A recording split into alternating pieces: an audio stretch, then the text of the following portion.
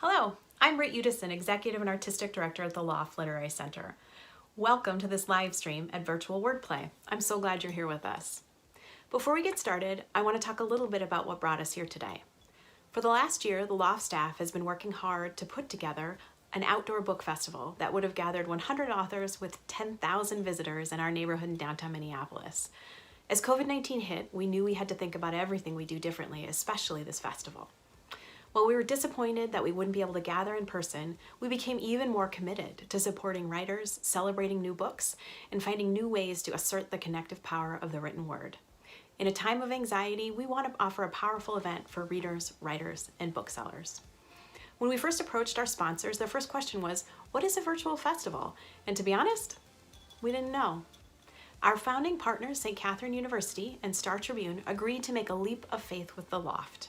With courage, generosity, and vision, they have worked alongside us to figure out what this virtual festival might become. We are grateful to our sponsors and donors. Their generosity is incredible, but it is not enough. We believe it is essential, especially during a health and financial crisis, to offer programs that are free and accessible to all. But that has led to a significant revenue loss. A live event would have included ticket revenue, beer sales, exhibitor fees, and additional sponsorships. The Loft is not closed. We continue to offer classes, fellowships, conversations, support for readers and writers in addition to this festival. We are here to support the literary community, and we ask that you continue to support us. If you are able, please consider making a contribution to the Loft today. Thank you for being here.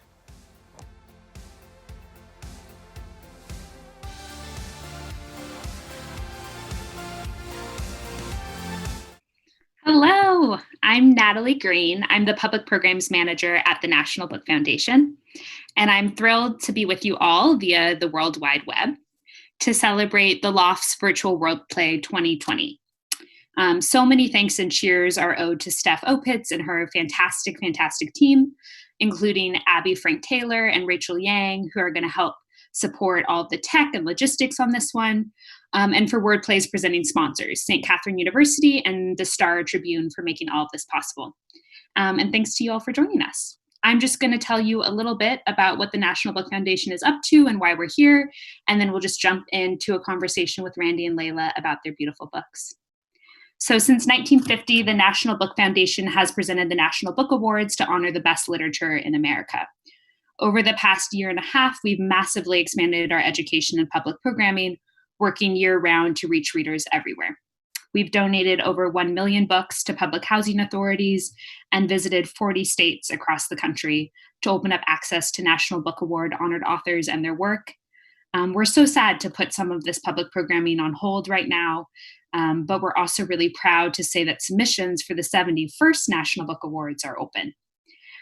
We steadfastly believe that books matter and the organizations behind the books matter. So if you're able to, please consider clicking the support link for the Loft, which should be somewhere on your screen, and learn more about the foundation at nationalbook.org. Today, I'm thrilled to be able to chat with two of our 2019 National Book Award finalists, Laila Lalami and Randy Ribay, on their honored books, The Other Americans and Patron Saints of Nothing, which are for sale, at the loftsbookshop.org link.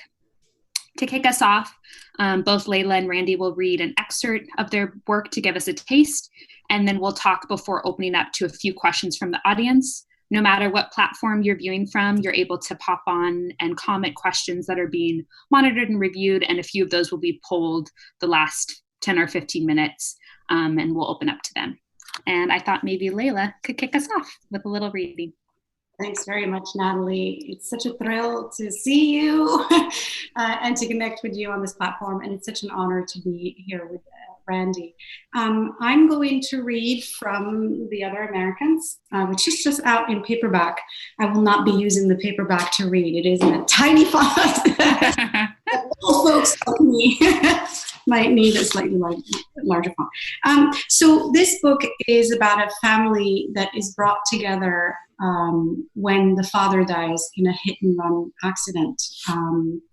And we don't know who's behind the wheel. The story is told from 9 different perspectives, and I'm going to read from the perspective of the wife/mother. So here it goes. There's no setup necessary beyond that. I was trying to stay awake, so I switched on the radio and looked for Claudia Corbet's show on KDGL. Usually she's on at lunchtime, and I listen to her while I'm peeling potatoes or chopping parsley. But the show is so popular that they rebroadcast it again at 10 p.m. That night, a young woman was calling in to say she had gotten married just 6 months ago, that she and her husband were already fighting because he wanted to move to Portland to be a nature photographer, and she wanted to stay at her job with an insurance company in Salt Lake City, and neither one of them will change their minds. Listen, Claudia told her sharply, the way she does sometimes when callers start to ramble and refuse to face the obvious. Nobody said that marriage was easy. Marriage is work. When we moved to America 35 years ago, many things took me by surprise, like gun shops next to barber shops, freeways that tangled like yarn, people who knocked on your door to talk about Jesus, 20 different kinds of milk at the grocery store, signs that said, don't even think about parking here. I remember pointing them out to Dries. They even have signs that tell you what you can't think. But above all, I was surprised by the talk shows, the way Americans love to confess on television. Men talked about their affairs or addictions or gambling problems. Women talked about their weight or plastic surgeries or the children they had outside marriage. Even teenagers had something to say, mostly about how terrible their parents were. And all of it like it was a normal thing. I couldn't stop watching. The television sat on top of the supply cabinet in the back of the donut shop, and while I was washing dishes or mopping floors, I would watch Sally or Donahue, which in those days were on in the middle of the afternoon when the shop was quiet. My brother had told me that watching television would help me improve my English, and I will say I learned a lot of new words like paternity test and artificial insemination and AIDS epidemic. But my trouble was pronunciation, how easy it was to say tree when I meant three, or udder when I meant other. I needed a lot of practice. In Casablanca, I had my 2 sisters, 3 uncles, and 8 cousins. But here in California, my brother was the only family I had, and he lived 130 miles away. I hadn't realized how far that was until we went from seeing him every day to seeing him only once a month, and sometimes not even that often. For me, that was the hardest thing about living in America. Being so far away, it was like being orphaned. One day, we went to the Stater Brothers on the 62. We had been living in the Mojave for about 9 months by then, but this was our first winter here and we weren't used to the cold, so I bundled up Selma in a green wool coat and bought for her at the Goodwill before we went to the store. She sat in the shopping cart, which was another thing that was new to me in America, but I let her. She liked the feeling of rolling around the store in the cart, and I didn't see the harm in it. Looking through the coupons we'd clipped from the newspaper, I found a discount we could apply to a can of Hunt's diced tomatoes, but I couldn't see the brand anywhere on the shelf. I'm sure they have it, Dries said. He was like that. He always had faith, even about silly little things. So while he looked for the can, I waited, shivering in my denim jacket. Then a woman pushed her cart past us, and in her wake, I caught the scent of rose water. Instantly, I was back in Casablanca with my sisters, putting our hair in rollers and trying on different colors of lipstick, looking at our reflections in the dressing mirror, where a picture of Shadia was tucked into the frame, her hair in an elaborate bouffant we were trying to replicate. The radio was on. We were waiting for the DJ to play the Bee Gees. Our friends were coming by later to watch an Egyptian movie starring Rushdie Abaza. I don't know why I did this, but I followed the woman. Thank you. Oh, thank you, Laila. That was beautiful. And Randy, would you like to give us a little taste too? Yeah, sure. And I'd also like to give a shout out to Laila's audiobook, which I listened to a few months ago, and it was a phenomenal casting. So you should read it and listen to the audiobook. Yeah, all of the above. Buy all of the things. So I'll be reading from Patron Saints of Nothing, which is a book about a Filipino-American teenager whose cousin in the Philippines is killed as part of the drug war that's going on right now. He used to be really close to his cousin when he was younger, and he doesn't believe his cousin was tangled up in all of that, but his family won't talk about it, so he ends up going to the Philippines to try to figure out for himself what actually happened to his cousin. So the excerpt I'm going to read is from, I don't know, like there, maybe like 2/3 of the way through the story. But you don't really need a whole lot of context. Just at this point in the story, the main character has figured out some stuff and has yet to figure out some other stuff. And in this scene, he goes to the beach. I stop just shy of the water's reach and look from the sky to the horizon to my feet. The water is quiet as it gathers, and then it comes roaring back in a low wave that breaks 20 or 30 feet out. It pushes the shore, sliding over my feet with surprising warmth and rising to cover my ankles. A moment later, it slips away, leaving my toes sinking into the sand. And it sounds stupid to say this, but I feel like I'm home. Maybe everyone feels like this when they leave a place like Michigan and kick back on a sunny beach a few degrees from the equator. Maybe in the same way I find myself suddenly considering unenrolling at U of M. They dream of quitting their 9-to-5 jobs, moving here, opening a beachfront restaurant or something. The overwhelming peace of waves in the sunlight makes everything else seem inconsequential. But I can't help but feel like it's something more for me than a tourist fantasy. Most of the time when I tell someone I was born in the Philippines, they look very interested for a moment. When did you move to America? They'll ask. When I was 1, I'll answer. Their interest will fade, like I was just messing with them. Then they'll say something like, it doesn't really count then. You don't remember anything. I guess not, I'll say, because I never know what else to say. But standing here with my feet in the water, listening to the sound of Tagalog, other languages mixed with laughter and the crashing of the waves, smelling the chicken inasal or pork inihaw grilling behind me, as swallows flip past overhead to their nests high in the surrounding cliffs, I feel like that first year mattered in a way I've never felt it did before. Surely, the air your lungs first breathe matters, the language your ears first hear, the foods your nose first smells and your tongue first tastes, the soil you first crawl upon.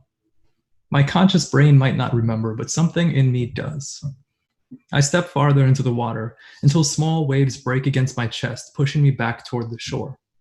But I keep going forward, as if headed for those distant islands. Sand and small shells crunch underfoot. I shiver, I dunk my head, stay under as long as my lungs will allow, and then break the surface. The water runs down my hair and my face, the salt tingling on my lips.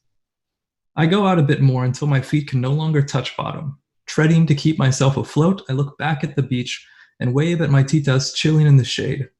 They wave back, one of them shouts something I can't hear. I wave again, turn to face the open sea. It starts to rain lightly even though the sun's still out. Staring at the sea, it seems impossible that at this moment this country contains countless girls in the same situation as Reina, countless men whose unchecked appetites serve as the teeth of that trap. It strikes me that I cannot claim this country's serene coves and sun-soaked beaches without also claiming its poverty, its problems, its history. To say that any aspect of it is part of me is to say that all of it is part of me. Thank you. Thank you both so much. And it was such a treat to read both of your books back to back. And it was also really striking, and you both touched upon it in sort of your synopsis of the books. Both of you have a tragic inciting incident, the death or a loss of a family member. And I was really curious what it was like to go about shaping a work of art kind of essentially around an impossible task for your central protagonist, your young protagonist, to find peace with a loved one's absence or to like fill that void. Kind of setting yourself and your protagonist almost set up for a certain kind of failure. You're not really able to ever fill the void of a lost loved one, and what it was like to kind of approach your piece of art around that arc. So starting off with an easy question, in other words. Laila, why don't you go ahead? So for me, the reason that it starts with the death of this father, I think in some sense I was trying to, I can barely see the both of you because the screens are so I'm going to have to wear my glasses periodically. But for me, the reason that I started with the death of the father is I think I was in some sense trying to write my way through something that I have not experienced but that I know is going to happen. And I think, so I had a very close call where my father got sick in 2014, and we really thought he wasn't going to make it. And it so happened that, I was thousands of miles away from him because I'm an immigrant, and he's, he lives in Morocco with my mom. And so it was just very, very difficult. That whole, month where all of this was unfolding was just really, really, really difficult. And so when I came back, I think I was trying in some way to write through what that grief when it happens might be like. And it also, the other thing too, is that it got me thinking about sort of the consequences of immigration. Like when you're in my case, I became an immigrant well in my 20s. And when you become an immigrant, you don't necessarily think about what's going to happen decades later, right? And so I never imagined when I got married and got married to an American and became an immigrant that one day I would have to deal with this situation, that, my parents might get sick or might die and I wouldn't be there for them. And so there's a sense of guilt in that. And I wanted to explore both that, the guilt and the grief, and shaping the work of art around it. That was a different challenge, because you find out on the first page that the father dies, and the only I would say narrative decision that kind of flowed from that was that you don't know who's at the wheel of the car. But that's kind of just something that happens later in the story, and you kind of discover as the story unfolds who did it. But that was less important to me than the process of like exploring the sort of choices, long-term choices of immigration, and exploring sort of the grief that this family goes through and how they each react to it very, very differently. I don't know if that answers your question, but that's my that's how I went about it. Yeah, and for me, I think it was trying to make something that is probably very abstract for a lot of people, the drug war in the Philippines, and try to make that more concrete, and kind of looking at, I guess, the human toll or the personal toll of these thousands of lives that have been lost due to extrajudicial killings as a result of the drug war. And so, kind of centering the story on the cousin who was killed as part of it kind of allowed me to make it more personal. So rather than being about the drug war, it's kind of about like one family kind of dealing with the consequences of those policies that oftentimes might seem very, very abstract or very distant from us, right? And so it serves the purpose in the plot of kind of shaking the main character awake, making him question a lot. When I write young adult literature, I'm often writing from the perspective of these characters that are at a time in their lives where they're trying to figure out who they are outside of their families. And I think a lot of people just kind of go along with kind of what their families push them to do or become or believe. And that's kind of what my main character, Jay, was kind of doing.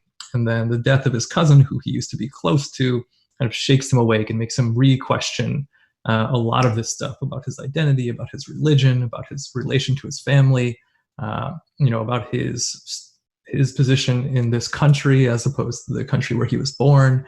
And so, it's kind of interesting because I didn't really want to set out to write like a whodunit kind of thing,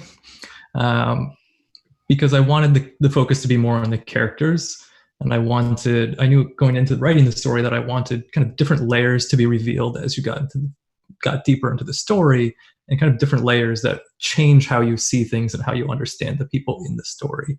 And so I guess from a writing perspective, that's kind of more of how I approached it, rather than like trying to intricately plot out, the discovery of the murderer or something like that. That's so funny. I think both yours and Laila's book are exactly that. It's like whodunit on a very like surface level, but it's just you're peeling back so many layers. And there's this beautiful scene with Nora, one of the key characters in Laila's book, The Other Americans, and her mom, where her mom essentially tells Nora that what she's always really wanted for her is to have a sense of home, or like a place she belongs to, a place she feels roots to. And I think that both Nora and Jay are at that exact moment where these are all the things they're struggling with and trying to find, and whether that looks different than what their parents thought it would look like. And I think that stories of home have always been so timeless and will continue to resonate with readers of all ages and backgrounds. And I would just love to hear from each of you on why you think that is, and maybe what stories of home or place had that same kind of, that resonated with you and that you're kind of speaking to when you write now.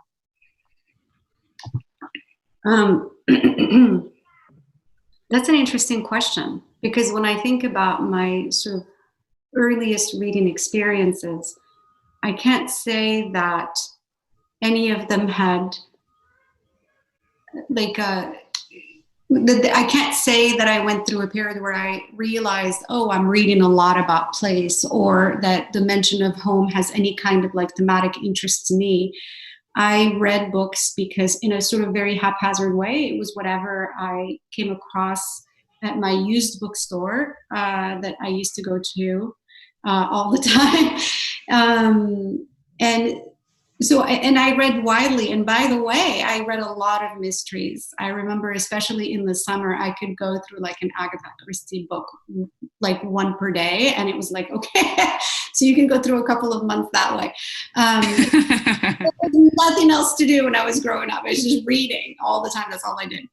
But so I can't say that like that stories about home figured largely in that. However, once I left Morocco, first to go to college and later when I moved to the US, then I started becoming interested in these stories about people who are like me, people who have crossed borders, and how that experience is something that I share with, at the very least, 40 million Americans in this country and many, many more millions around the world.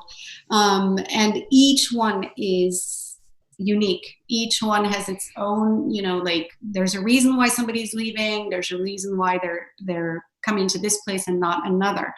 And so I think that in terms of literature too, like what I've been working on and what I also read a lot about right now is these choices of like crossing borders. So pretty much all of my books have characters who have crossed the borders at one point or another, and whether they are physical borders or if there's like some other kind of like social border or any kind of like border that separates them from others. And I really think that came about as a result of this personal experience of immigration, which even under the best of circumstances, like I'm happy about the choice that I made, but at the same time, that even under the best of circumstances, that can be a traumatic experience. And I think that it really does leave you with sort of scar. And I think that all of my work is about sort of like exploring that scar, like what happened before, what happened after, does it ever heal? Like basically that's what I write about. Yeah, and speaking of emotional scars, if we want to like turn this into some therapy here, that's my job. I love that. I think the idea of home resonates with me a lot because my immigration occurred when I was a very small child, kind of like my main character Jay, and so I grew up primarily in the United States, but I never felt like I fully fit into the United States. One of the questions I got asked all the time when I was growing up was, what are you? What are you? What are you? Which certainly makes you feel like you don't belong, like you're always the perpetual stranger in any room. And so I think in that sense, I don't know how conscious of it I was when I was younger, but I think it certainly built throughout my life. And when I got to college and majored in English and started reading a lot of Black authors, a lot of Latinx authors, a lot of Asian American authors, I started to really kind of recognize that for what it was, this feeling of displacement, this feeling of calling a place home where that place doesn't necessarily call you or consider you fully, fully American.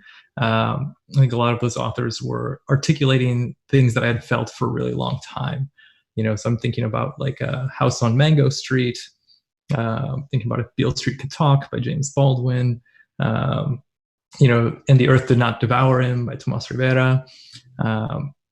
And these stories where there's this sense of like, yes, I am here and I've lived here for a really long time, but there's also this simultaneous feeling of detachment. And then I think for people like me who are multiracial, there's also this double feeling of, you have this idea of, oh, home is this other country, right? But you didn't grow up there. And so when you go back there, this feeling that you don't necessarily fit in there completely either. And it kind of leaves this strong sense of displacement. And I know this is probably true for a lot of people, but I think, the Philippines in particular, I think last time I saw, like 1 out of every 10 Filipinos live abroad, right? Live overseas. They often say that the largest export of the Philippines it's human capital. And so I think a lot of people in the diaspora, specifically with the Philippines, kind of deal with this idea of kind of being abroad and calling another place home, but not feeling fully like they fit in either place. I think it's a very natural thing, right? To want to feel like you fit in a place. I think it gets compounded, as time moves on and kind of we become all more mobile and more transient than we used to be. Absolutely. And I think in both of your books, you speak across difference. Like Laila mentioned, she has 9 different, that's just bonkers, first person perspectives. I feel tired. But not when you're reading it. When you're reading it, Right. I was like, oh, I want more from everybody. When I think about writing 9 perspectives, I'm tired. Tired for Laila? Absolutely. But you too, Randy, you have so many characters that are so distinct from one another and at very different walks of life. You both kind of speak across creatives and cops and doctors and all different sorts of professions and backgrounds. But I feel like I was learning how to be a better person with both of your books. Like there was so much empathy embedded into the difference. And I wonder, what are the challenges about writing so many different characters with such compassion? You want to go first, Randy? Randy's like, Laila? Yeah, I guess I'll go first this time. So I often compare my character creation to like Voldemort, which is maybe appropriate because I'm wearing my Deathly Hallows shirt today. He creates the Deathly Hallows by like putting a piece of his soul into each of these objects. And I feel like in order to write a character realistically, I need to put a piece of myself in each one of those characters for that character to feel real and not just feel like a cardboard cutout kind of stand-in. So that means, of course, the main characters, but it also means like your antagonists, trying to really give a piece of yourself to that. And that can be like, they can like take you to a dark place sometimes. And, one of my main antagonists is the June's father, Jay's uncle, Tito Manning. And like the piece of myself that I would say I gave to him are my own doubts about my own identity as a Filipino. And so to make him feel real, I had to articulate and voice all of those doubts and concerns. And then kind of take you a place where you're like, oh, maybe he's right. Maybe he's right about all of this. No. Yeah, I hope. Yeah, but yeah, and then you have other characters that kind of do other things as well. But I think like that's kind of like the way that I think I'm able to try to stir up empathy for the readers by making that character seem real and not just seem like the go-to bad guy who doesn't have a reason for what he's doing. I love that, putting a piece of yourself in everybody. In my case, I would say it's sort of similar, but kind of also different. So when I was growing up, the majority of the literature that I read was literature that was produced in Europe for the purpose of, it was read around the world, but it was produced in Europe. And so, if you were African or North African or from any part of the former French colonies, you were represented in those books, but you were represented in a very specific way. And that was, when I was reading, every time I came across a character who shared any kind of identity marker with me, that character tended to be, like, if it's a woman, it's like a silent or oppressed or, and if it's a man, then it's just violent or a tyrant, or, it's just this very simplistic characterizations. They basically were caricatures. And I grew up, I was used to that. That's how I saw myself in all of the works that I read when I was growing up. So I would say that I have a good sense for what it's like to be written about. And when I started to produce my own stories and work on my own stories, that was something that I was very conscious of. And with this book, writing from the perspective of 9 different characters, there are a couple about whom one might argue that, I have a lot in common with them, right? They're Moroccan, or they're, middle-aged, or they're artists, or whatever, other, thing that we have in common. But I knew that if this book was going to be set into this small town in California, that it had to include multiple perspectives. And by definition, that was going to include the perspective of people who were very different from me. And so in writing these characters, that was something that I was very conscious of. Like, how can I write them where there's not that sense for somebody who might be reading them, a feeling like they are being othered by the characterization. And in order to do that, so for example, I have one character who's a detective from Washington, D.C., an African-American detective. So that would be like one example of one of the characters that I write about. And another one is an older white man who owns a bowling alley. So these are just examples of some of the characters in whose perspective I write. And in order to do that, I try to obviously approach these characters with empathy, but I also had to do a lot of homework. And that meant basically, for example, if the job is, I don't know, a sheriff's deputy, it meant actually researching what is involved and basically acquiring as much like authority as I could about that particular occupation. So for example, with the sheriff's deputy example, I went on a ride along with the sheriff's deputy from the San Bernardino County Sheriff's Department for 12 hours. I visited with them. I have a friend who's a prosecutor in the DA's office. I asked a lot of questions about, what happens after there's an arrest. So there's all kinds of things that I did just to understand what the job implies. And that's kind of just basically a layer of research that I think is necessary with any kind of a character. If they have a job that's different from you, or if they live in a city that you don't know, or anything that has to do with the character that you can educate yourself about, then I see that as a responsibility of the writer to educate themselves about. So there was a layer of research. And then there's also like Randy said, like personal characteristics, like what's a personal characteristic that kind of becomes something that helps you approach the character and helps you feel that you're comfortable with them. So if, one of my characters is a musical composer.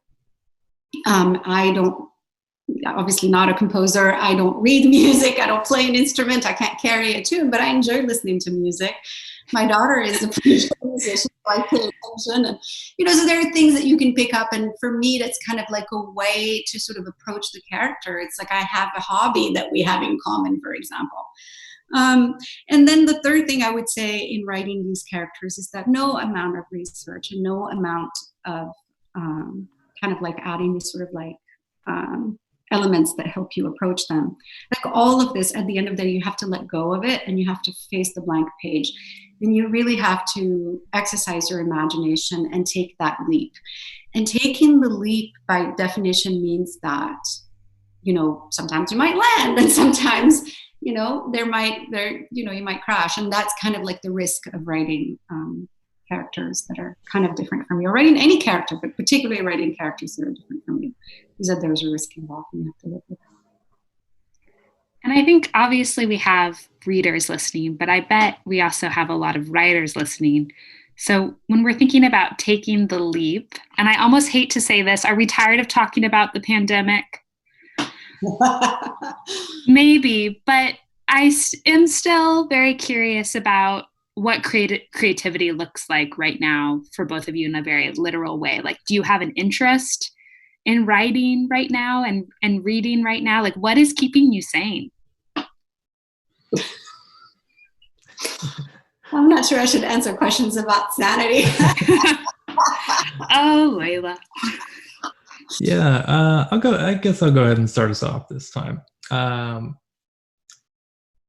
Creativity has been a struggle for me right now. I was working on a project, a YA project that the story was set in like 2022 for very specific reasons, like the dates mattered. And then all of this started going down, and I find myself really stuck. Hi. Right, because I couldn't wrap my mind around what are going to be the long-term impacts of all of this, right? On our society, but also at a deeper level on people. This is global trauma, and it will impact people in different ways. And I think the long-term effects will be different. And so even though the story I was working on wasn't about the pandemic at all, it kind of blocked me from getting into those characters' heads, because I just couldn't. I think, we're in the middle of it, so I was having trouble processing what it would be like to be a teenager who kind of lived through this, would have been in their middle school years.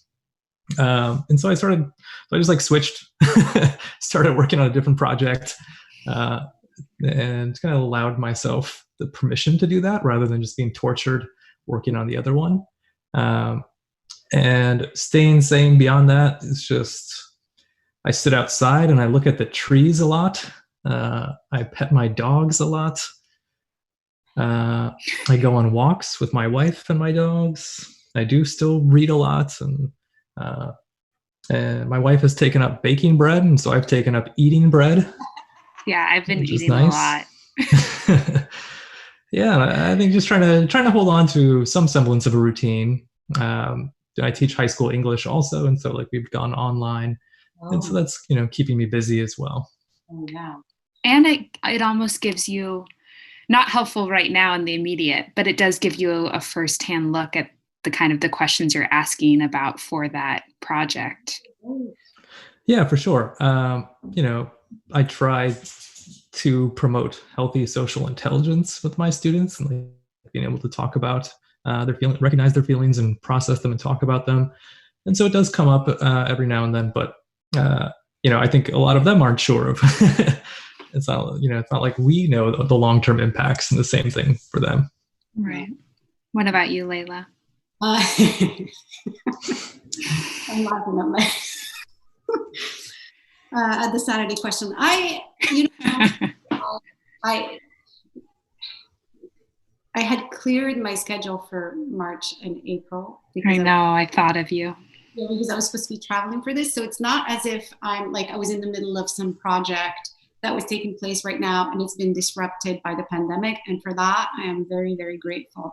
I think if somebody is working on something, on a piece of fiction that is set in the here and now, this is a really big challenge, because I don't know that you can kind of avoid writing about it. And that's very tough to do, because it's happening. As far as creativity, I have to say I've really struggled with it, because I feel like it's a little early to be writing about it, for sure. But I have been sort of taking notes, like a diary of sorts. So I guess I don't want to forget like some of the things that I'm noticing. So I'm taking notes for that. But I'm not working on anything having anything to do with the pandemic at all, fiction or nonfiction. I'm just taking notes, but I'm not working on organizing them or creating narrative out of them, because I think it's a little early. At least for me, it's a little early. And so I'm working on a separate project. It's fiction, and I'm very grateful that it's set in the time before. Pre-pandemic, PP. Yeah, Maybe let's not use that acronym. You don't think your kids would love it? Well, just you wait, Randy. The next YPL book, it's all going to be PP. Yeah, all right. Sorry, Layla, you were saying. Layla, please. I was just gonna say that's it. And then other than that, I just eat. I honestly eat so much. Me too. More potato chips. Like, what is up? Like, I have been eating more potato chips the last 4 weeks than I have in, I'm not even joking, like probably the 2 or 3 years before. It's incredible. A lot of junk food. So. Oh my gosh. Yeah. And what has the other side of being a writer? So obviously you're already used to kind of speaking through a medium. Normally it's a physical book or an ebook. But right now I feel like it's also a really interesting time when you think about, like, Layla, you both, Randy, because you had some traveling also this spring, you both had physical events canceled. This one we're so excited to be able to go virtual with. But what does it look like also for kind of the shape shifting around community right now, like the community aspect of being a writer and connecting and engaging with your readers? And I bet it maybe looks a little bit different for you because, Randy, you have primarily young adult audiences, and Layla, you have adult audiences. So I'd love to hear about that too. Yeah, I mean, it's interesting. I have to say that, you know, all my life I've made jokes about being an introvert. Like, if I'm in public, I'm actually high functioning. Like, I'll be fine for the entire. You're so high functioning, and then you like sidle over, and you're like, ugh. Well, what happens is that for every like hour or two that I'm like actually being this you know, in public, then I need 5 or 6 hours alone to recover. Right. That's also high functioning. And so you think that it would work out, right? Because we're all at home, and it's not. It's just, there is a big difference between, you know, a chosen isolation and an isolation that's imposed from the outside. I do miss being around other people. I miss especially seeing my family. I do miss the sort of like human contact. And I think also, you know, as a writer, I miss being able to talk about books with people that I can see, and I can, you know, you can see so much more in person than you can on the screen. Having said that, I have done a few class visits by Zoom also, but not like this, but not anything beyond that. It's just been like Zoom, lots of Zooming. Lots of Zooming. Yeah, to try and connect with people. I feel like maybe social media now, I pay a little bit more attention to interaction with other people on social media, although that can also be kind of toxic if you spend too much time on it. So those are the two things, but not really beyond that.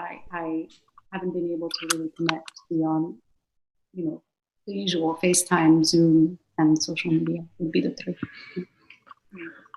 Yeah, mine's pretty similar over here. You know, I think this spring I was supposed to be traveling like almost every weekend, for like a month and a half, and then not at all.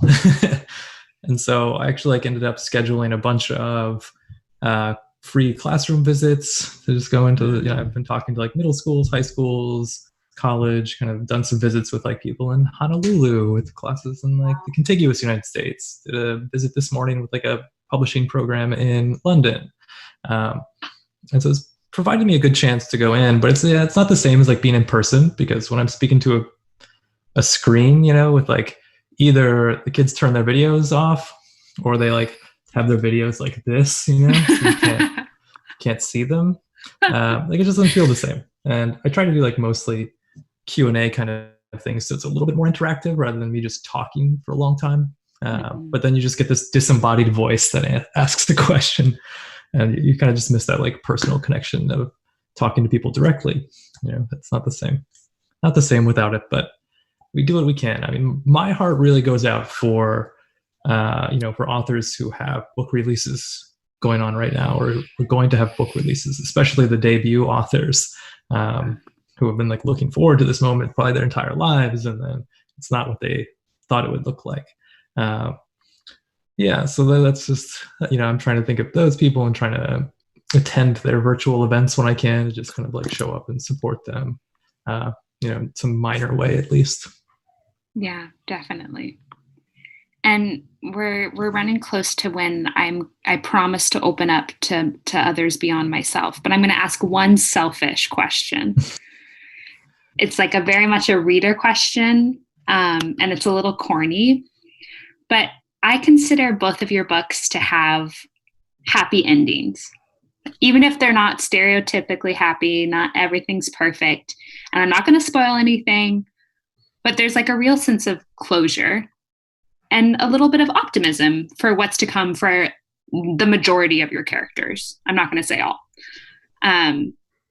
But do you believe in your happy endings?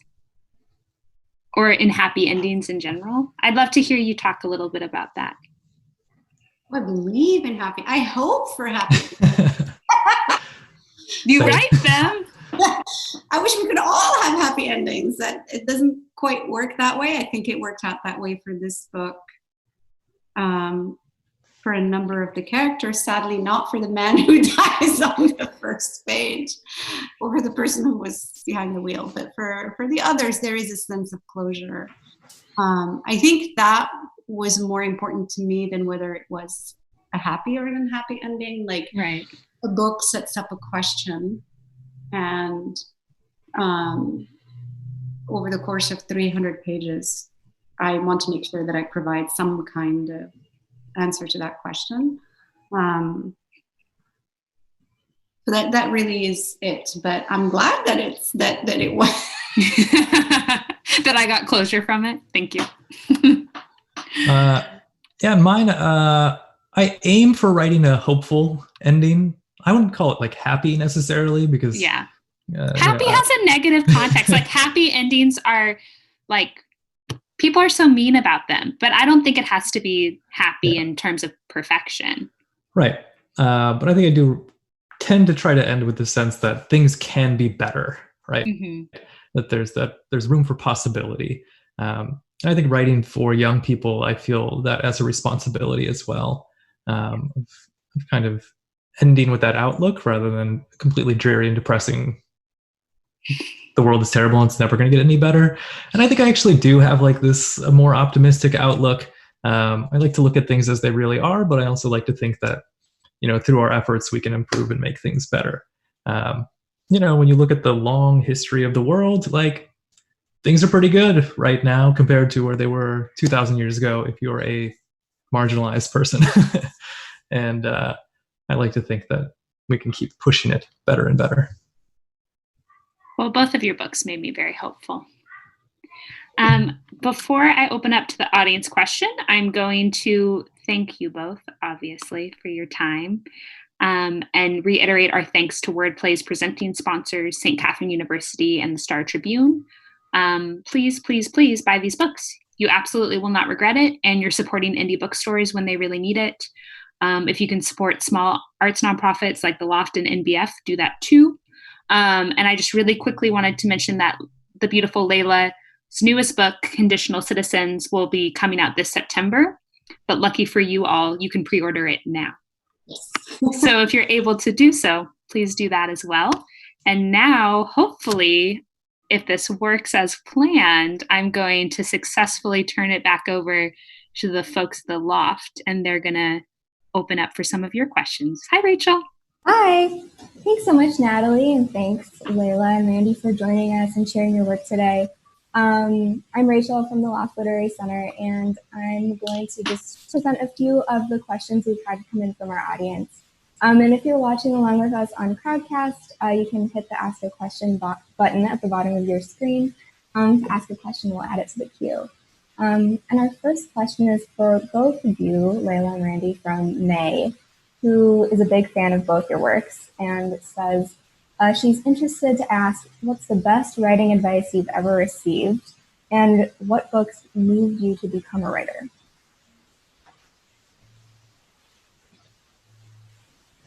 That's writing advice. Somebody asked me this question not too long ago.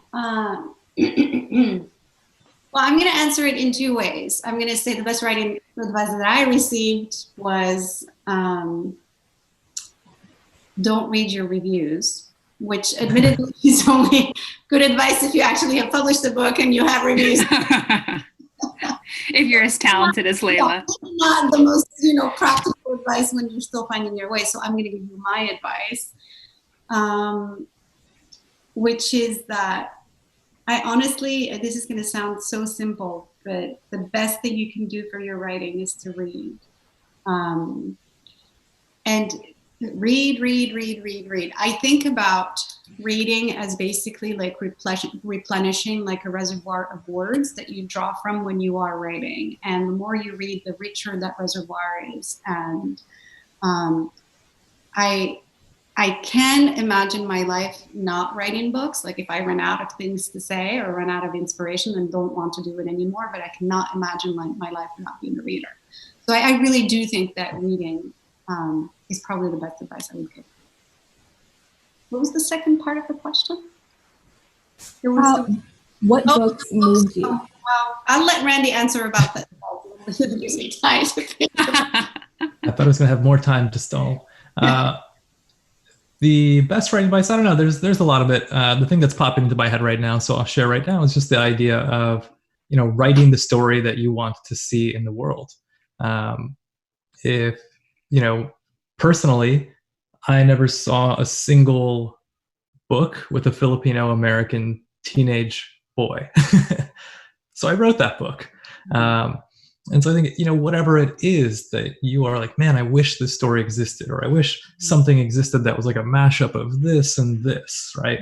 Like you can do that, right? You can, the great thing about writing is there's no limit to your imagination beyond just what you can think of, right? There's no like a budget or anything like that, or it's not dependent on like the equipment that you can buy, right? It's kind of all up to you and what you can do with language. I think that's so true. I think about writing as like a struggle against invisibility. And for those of us who maybe are not used to seeing ourselves at all in fiction, that invisibility is literal. And so to write is to kind of put yourself, or like write yourself into visibility. As far as what books, is it influence you? What was the, sorry. Yeah. Influence. My God, there are so many. This is the question that I so many. People are like, who's your favorite writer? I'm like, Have I read any writers? So I'll name maybe 2 or 3 titles that have been significant for me. One is Song of Solomon by Toni Morrison. One is Waiting for the Barbarians by J.M. Coetzee. And let's see, the third one, The Simple Past by Dries Schreiber. I don't know. I have trouble like narrowing it down to a specific book or 2. So I'm just going to throw some authors out there, right? And I would say like James Baldwin for sure. Toni Morrison, Jean Toomer, Sandra Cisneros, Jose Rizal, who's like the national hero of the Philippines. And I'm also going to throw out some other influences too.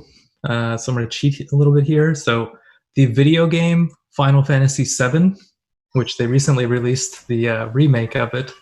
But like that was one of the first video games I played where I really remember being touched by the story and like thinking about the power of story. And then more recently, I will throw out there the TV series Steven Universe, which is something that I think is just so beautiful and so well crafted from so many different aspects. Like whenever I watch that, it just inspires me to want to create better and better art. Nice. Thank you both. And can you all hear me okay? Am I coming here? Okay. Mm-hmm. We have another question here from our audience. Heather asks, Randy, how has your book been received in the Philippines? Has it gotten any pushback about your criticism of the drawings? Mm-hmm. Yeah, so pushback in the Philippines has been pretty interesting. I was afraid of kind of the reception of it. And part of it has been somewhat justified, I think. When the book came out, I was going to the Philippines just for a family reunion like the week after or something. So I was like, oh, let's schedule some events at some bookstores out there.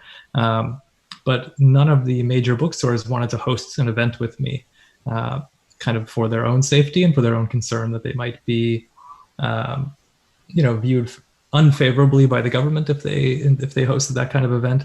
And so I ended up scheduling something with a group of book bloggers, kind of like an underground kind of event. We packed out this little cafe. It was a great time. And then for a really long time, well, still, as far as I'm aware, the largest bookstore chain in the Philippines doesn't carry it.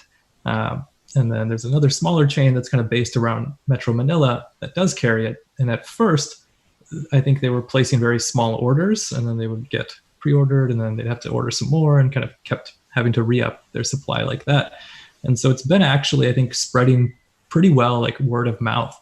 And I think I was afraid of more pushback than I've been getting. I think people have been glad that I'm talking about it and kind of bringing more attention from a global perspective to what's happening there. And, I've heard from different people that it's required reading in different schools, from anywhere from like high schools to college classes in different parts of the country. That's amazing. Yeah. And probably like the best reception I got was in the story. I mentioned a senator, Laila de Lima, who was imprisoned. She was a vocal critic of the drug war. She actually handwrote me a letter, kind of having read the book, and talked about how much she enjoyed it and how important she thought it was. And then she went on a news site called Rappler, which is like one of the more critical of the administration news sites that are out there, and penned like an op-ed on the book and how good it is and how people should read it. And so that's just really been blowing me away. Very cool. We have another question, another one for Randy, from Abby, who says, I noticed in your book, June models a lot of softness and empathy for Jay through his letters. Can you talk about the importance of this in your work, particularly when writing from the perspective of a teenage boy? This is a great question, because I feel like a lot of what I'm doing is trying to dismantle ideas of toxic masculinity.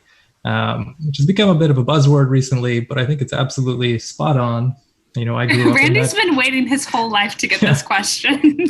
He was like, perfect. Yeah, I grew up in that culture, steeped in that, of like how a man should act. And I think one of the most absolute damaging things about it, and it still gets perpetuated nowadays, is just that detachment from your emotion, right? That a man, a strong man is like stoic. It can be angry, but it can't be like anything else. And so a lot of what I'm trying to do in my stories, and I don't think I'm alone in a lot of the male writers in YA are trying to do this too, is kind of bring this increased level of sensitivity to the male characters, and kind of write stories about male characters who are processing and struggling with their emotions and struggling to express that emotion. Because I think when we cut people off from that, we actually dehumanize them, right? And we kind of prevent them from forming real, genuine connections with other people in their lives. Thank you. I think we'll just take one more, maybe two, we'll see.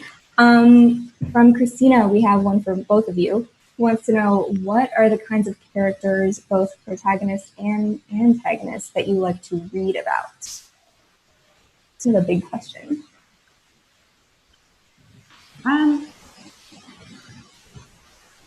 I would say it's the kind of, like, in terms of protagonists, I really enjoy reading protagonists whose voices I haven't seen that much on the page. Like somebody, for example, whose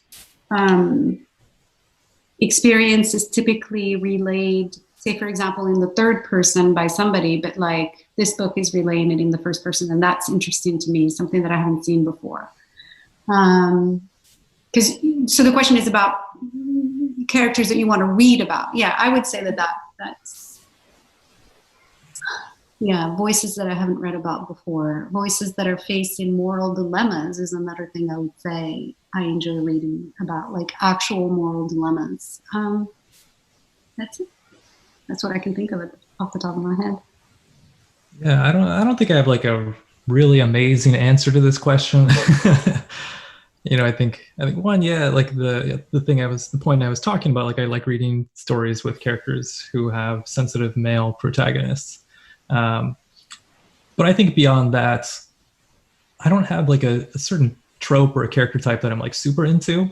I just like I appreciate characters that are well crafted, that are complex, that have layers to them, and it doesn't really matter to me like outside of that. That's kind of what captures my interest. I think if the author can concisely and quickly make me care about the character, you know, I can be all in whether it's a villain or not. Nice. I think we'll take one more here just to wrap things up. One from Christina here, who asks, what is the most important thing for both of you that you've learned through your writing? The most important thing. I would say it's that our perspectives are limited, that all of us are the sum of our experiences, and that because we have like a series of experiences that have made us who we are, that also means that how we look at things is a result of that, and how we look at things is very limited because it's based on that. I'm going to say like one really quick practical thing, which is just the importance of revision.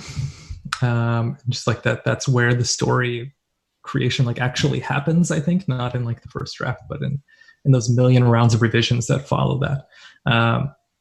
From like a deeper, you know, I feel like I have to give like also a deep answer to match Laila's depth of response. I think also the importance of just understanding your own story, right? In order for me to write in a way that kind of feels different than other people and is a way that I think is valuable for other people, like I need to understand what makes me me, what has made me me, even before my current generation.